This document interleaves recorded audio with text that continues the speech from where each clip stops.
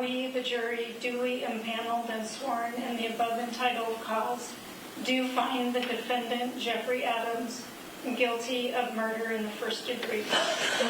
Dated this 18th day of June, 2024. Good evening. We thank you for joining us for NTV News after the game. Over a week into the trial of a man accused of killing his wife, he now learns his verdict. Jeff Adams admits to hurting his wife, Angela, but says he didn't intend to kill her. NTV's Schady Fergeson joins us live in Aurora as she's been sitting in on the trial. Schady. Colleen, it took the jury just hours to reach their verdict. Once they announced they had a decision, the judge waited for all the family to be notified so they could be in the courtroom when it was announced.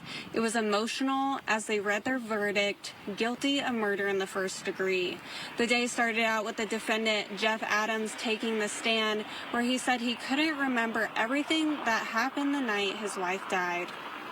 Accused murderer Jeff Adams taking the stand, testifying he has little memory of what happened the night his wife died. He explains he remembers leaving the bar, taking a drive, and arguing before heading home. He says they had both been drinking and his level of intoxication could have caused his memory problems. When they got to the house, he testified that he remembers losing his temper after his wife hit him in the stomach. He recalls hitting her twice when she fell to the ground. He says she was unconscious and bleeding, but didn't think it was that bad, so he didn't call 911 and left sometime after. According to Jeff, he doesn't remember leaving that night, but based on his phone location, he was driving around at various times throughout the night. Investigators were only able to see certain areas he was in because he kept shutting his phone off and on. Evidence presented earlier in the trial shows Angela had blood on the hoodie she was wearing, but was found lying face down in her own blood on the floor of her home in her pajamas. Investigators say they found blood in the bathroom sink and on a washcloth. The prosecution believes the murder of Angela was premeditated, pointing to expert testimony that markings on Angela's neck indicate strangulation, and several markers on her head indicate she was beaten to death.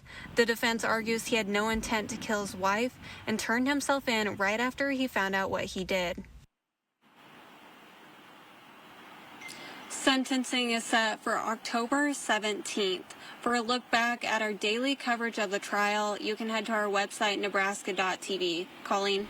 Schady Fergeson reporting live from the Hamilton County Courthouse. Schady, thank you.